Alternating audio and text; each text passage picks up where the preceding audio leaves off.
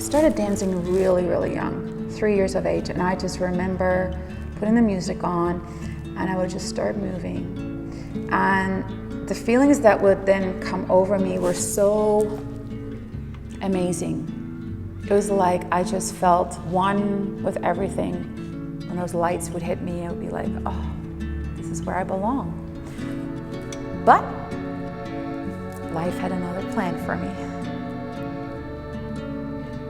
My name is Natasja Payne, and actually my maiden name is Edelman.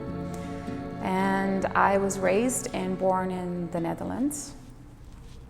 And I was born in Eindhoven in 1968, so I'm already 47 years old. I don't have actually the best memories of Holland. It was very difficult for me as a child. As you can see, I have pretty good meaty legs, right? And I was a good dancer and people could see that. My dance teacher could see that, and he encouraged me, and he looked beyond the physical because he could see the beauty that I could bring on stage. But there was one condition. Guess what? That condition was, well, we loved your dancing, Natasja, but you need to lose weight. Here I am as a 16-year-old, this big dream of being a dancer. So of course, I am going to do that. And it led down a very destructive path of anorexia and bulimia. The self-hatred, really, that's what it is. Anorexia is not accepting and loving for who you are and wanting to change the cards that were dealt to you. I thank God for those experiences. I probably chose to have these experiences so that I am sitting here now loving myself fully. There's some people that have that self-love right from the get-go.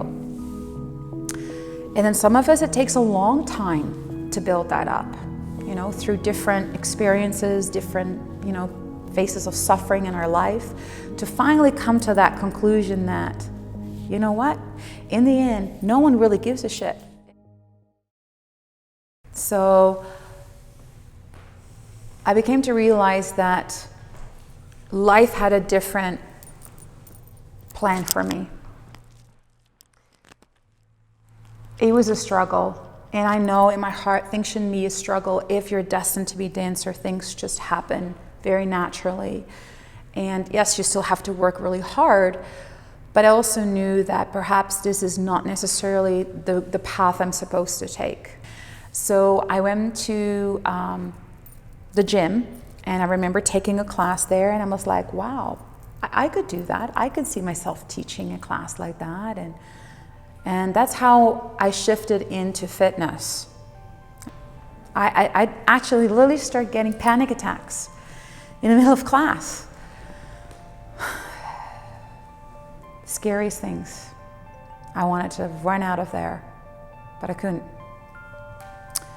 And I was like, why am I getting these? Why am I getting anxiety attacks?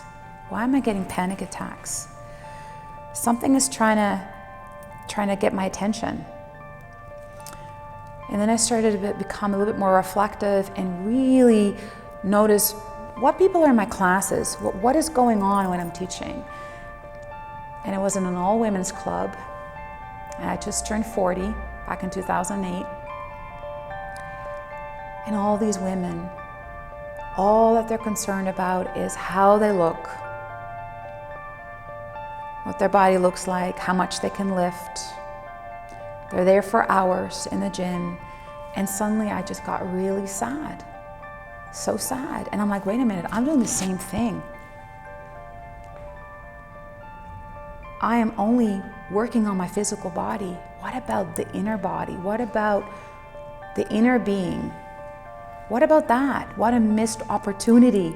And it was like my soul was screaming out at me, wake up, wake up, wake up.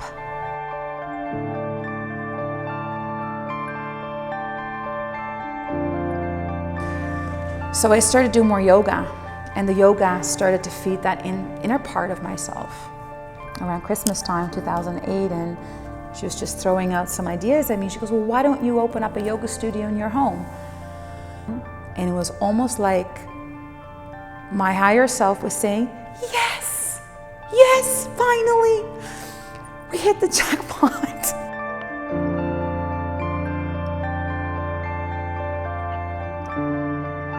I believe every obstacle is a opportunity for more self-discovery and growth. Just like the Buddha said, if he hadn't done the suffering, he would have never found enlightenment. I have been there. I have suffered. I have felt, despair. But I know that there's a way out. And when you come out of it the other end, it is amazing. So we need the darkness. We need the suffering. So my sister was, and I see a lot of my sister in my older child, Savannah, my daughter, a go-getter, fireball. She did not let anyone stop her. She lived her life to the fullest. And then, of course, as you know, she was taken away from us tragically in 2002, a car accident. And she taught me that you don't know when your last day is on earth. We don't know, we have no guarantees. So do what you love to do. Don't wait for it. Just do it. Don't let fear stop you from doing the things you love. And I mean, it sounds bizarre when I tell people this. They look at me and they're like, really? But her death was actually the greatest gift that she's ever given me. Because if it wasn't for her passing and the pain that I endured and the suffering that I endured, I would not be sitting here in this very moment here, in this space. Would have not happened. It's definitely made me more spiritual. I never have looked at life the same way. I know how fragile life is and how precious life is.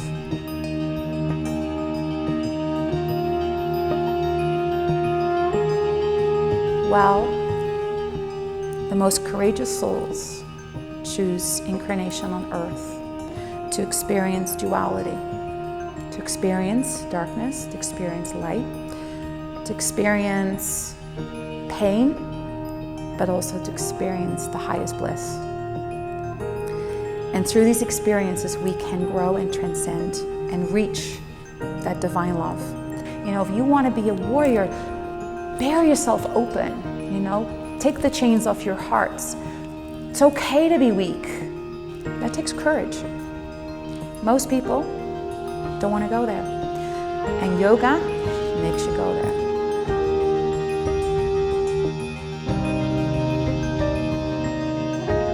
I was sitting on a beautiful veranda. I could hear the ocean. It was like 20 feet away. And I went into a deep meditation.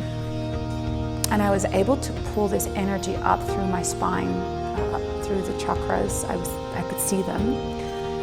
And when that hit my heart opened, and I had my eyes closed, so these were visions.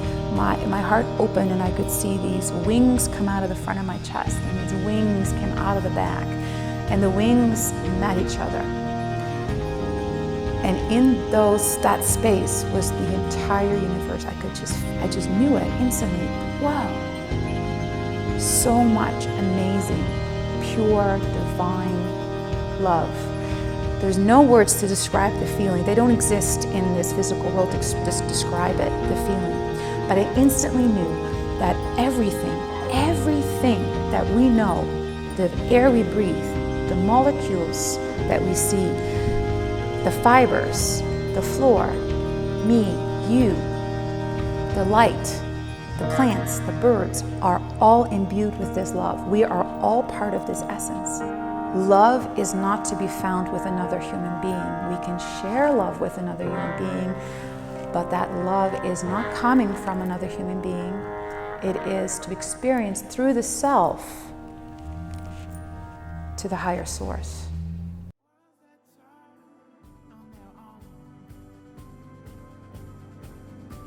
Sometimes when obstacles happen, there is a bigger reason for it that I might not be able to see right now, but will make sense maybe a year from now or maybe a few months from now. So that's the beautiful way of living this way. It's magic. Life is magic when you live from that place.